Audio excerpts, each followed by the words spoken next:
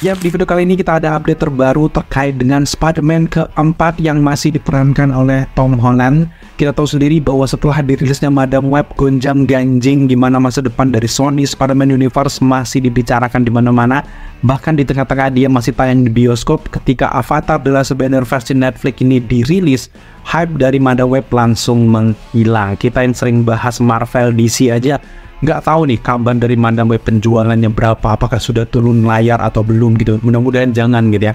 Di satu sisi orang senang dengan Madam Web, tapi kebanyakan memang orang mengkhawatirkan dengan ceritanya yang kayak dibuat asal-asalan seperti itu, inkonsisten. Mana Spider-Man mereka yang sebenarnya? Di tengah-tengah ketidakpastian tersebut, tiba-tiba Amy Pascal dari Sony ini meminta Kevin Feige untuk menggarap lagi Spider-Man keempat dengan berbagai persyaratan. Sebelumnya kita tahu bahwa Amy Pascal pengen multiverse lagi, pengen menyatukan lagi Spider-Man, dan itu ditentang juga dengan Kevin Feige dan juga kita sebenarnya, karena ya lazy writing aja kalau memang harus mendatangkan Spider-Man lagi gitu, karena membosankan, udah terjadi di No Way Home gitu.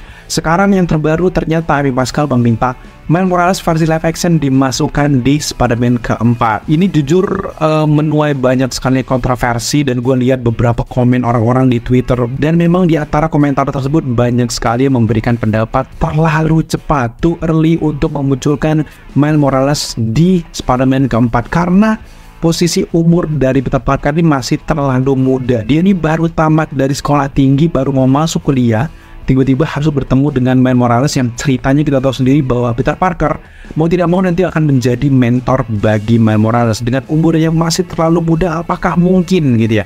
Jadi banyak sekali yang menentang hal tersebut. Jadi kayak bener-bener kita merasa bahwa aura Sony itu pengen cepet-cepet buat, pengen cepet-cepet hype, cuan gitu. Bukan ini dugaan kita ya, bukan menuduh ya, tapi kayak kita sebagai fans dari Spider-Man itu agak khawatir jika memang nanti kalau pihak Sony Spider-Man Universe terlalu banyak ikut campur dalam ceritanya gitu. Bahkan baru-baru ini Sony bahkan meminta tetap sutradara yang dulu yaitu John Watts tetap menggarap Spider-Man keempat.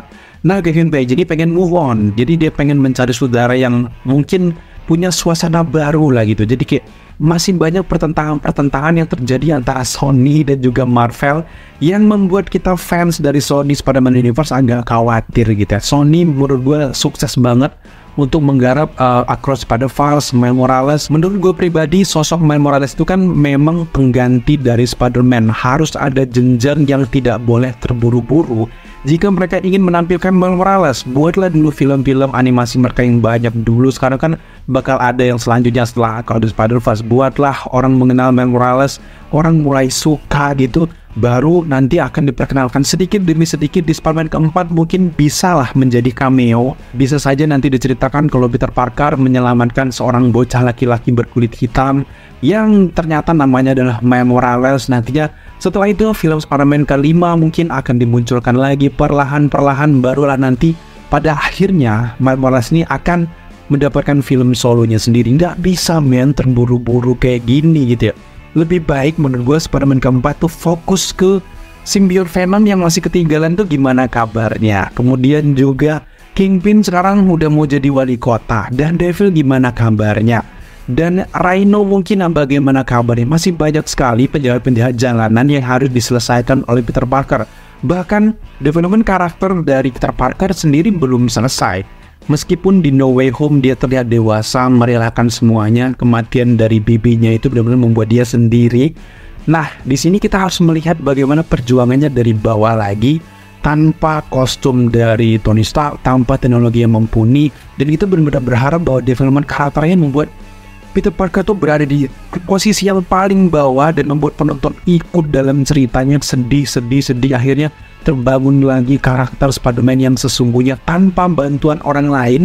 Barulah nanti akan move on, mungkin bakal ada duo antara Miles Morales dan juga Peter Parker. Kalau tiba-tiba di Spider-Man 4 ini langsung memunculkan Miles Morales, nggak banyak orang loh yang benar-benar suka dengan Miles Morales. Bukan nggak suka, tapi belum suka gitu. Alangkah baiknya mungkin mereka membuat banyak jalan cerita dulu. Menurut gue 3 film animasi dari Miles Morales saja itu belum cukup membuat banyak orang suka gitu. Orang masih benar-benar belum bisa move on dengan penggambaran Peter Parker yang mereka kenal gitu. Jadi jangan terburu-buru Sony, jangan terburu-buru juga Marvel. Semoga saja Om Kevin Feige ini punya langkah tersendiri lah gitu. 50% gue nggak setuju dengan hadirnya Miles Morales yang terlalu terburu-buru itu.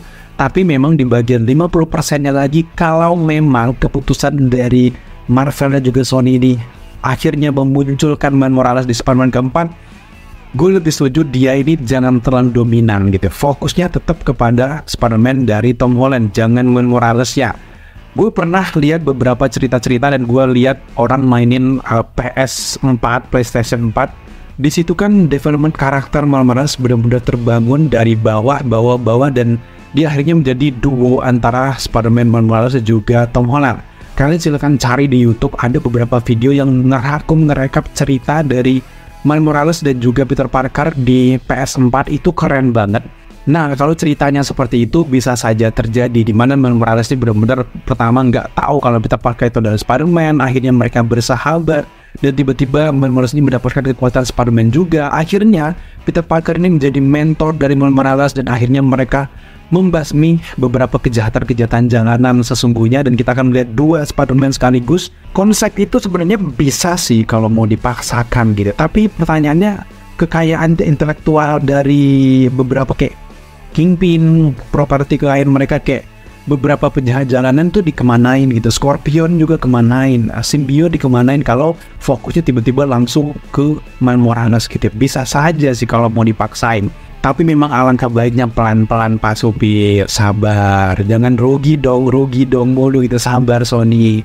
Nggak belajar nih sama beberapa proyek-proyek kalian yang ada di Sony Spider-Man Universe yang kebanyakan memang agak kurang disukai oleh penggemar dari Spider-Man. Menurut gua serahkan saja bagaimana keputusan dari sutradara, tim penulis, Kevin Feige dan juga Amy Pascal harus kerjasama guys menurut gue, karena wow bahaya banget kalau langsung munculin Miles Morales. Bukannya gue nggak ngefans ya, karena gue tahu bahwa Miles Morales ke depan akan menjadi pengganti dari Spider-Man Peter Parker. Entah di beberapa cerita nantinya Spider-Man Peter Parker ini akan menua, mungkin bakal meninggal, penggantinya itu adalah Miles Morales. Kalau dibuat umur mereka sama, terus gimana dong mereka? Bareng-barengan dong. Nah itu yang menurut gue yang kurang setuju gitu ya. Sebenarnya tanda-tanda kemunculan dari Spider-Man Miles Morales bukan sekali dua kali di tease di MCU. Pertama kita lihat di Homecoming, kita sempat melihat pamannya itu Aaron Davis kan sempat berkomunikasi dengan Peter Parker. Itu adalah tanda-tanda yang sangat mutlak gitu. Apalagi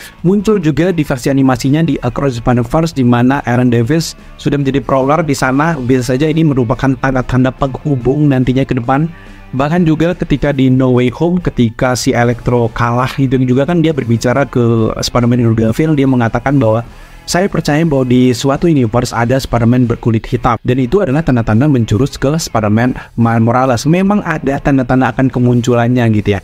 Tapi lagi-lagi jangan buru-buru gitu. Untuk Spider-Man keempat, fokus saja ke Peter Parker, dan Miles Morales hanya menjadi cameo ataupun teman dari si Peter Parker aja. Karena kalau di dalam cerita PS4 mereka ini akan bertemu di beberapa kegiatan-kegiatan sosial, tepatnya juga di versi MCU juga di Far From Home, di No Way Home. Kita tahu sendiri kalau Baby May ini kan punya komunitas yang membantu para tunawisma.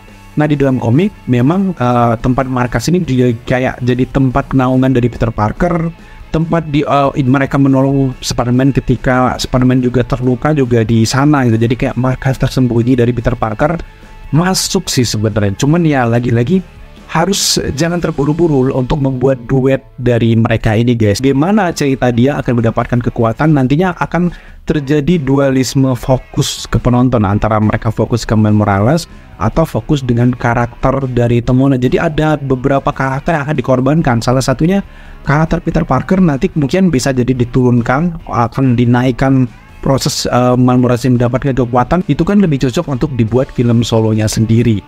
Setelah Miles Morales ada juga masalah di sini, di mana Amy Pascal, Sony menginginkan konsep multiverse tetap ada di Spider-Man keempat, sedangkan Kevin Feige sudah mempersiapkan bahwa Spider-Man sini lebih membumi dan tidak terpengaruh lagi dengan yang namanya multiverse gitu. Jadi agak bingung gitu ya. Nah solusinya menurut gua adalah mereka harus menampilkan villain yang berhubungan dengan keduanya. Nah terkait dengan masalah itu kita punya solusinya sebenarnya. Kalau Sony memang masih getol pengen konsep multiverse, tentu saja Marvel harus menghadirkan villain yang ada hubungannya dengan multiverse, tapi juga ada hubungannya dengan penjahat jalanan, tepatnya di New York gitu ya. Salah satu villain yang paling tepat menurut gue adalah Mr. Gripan.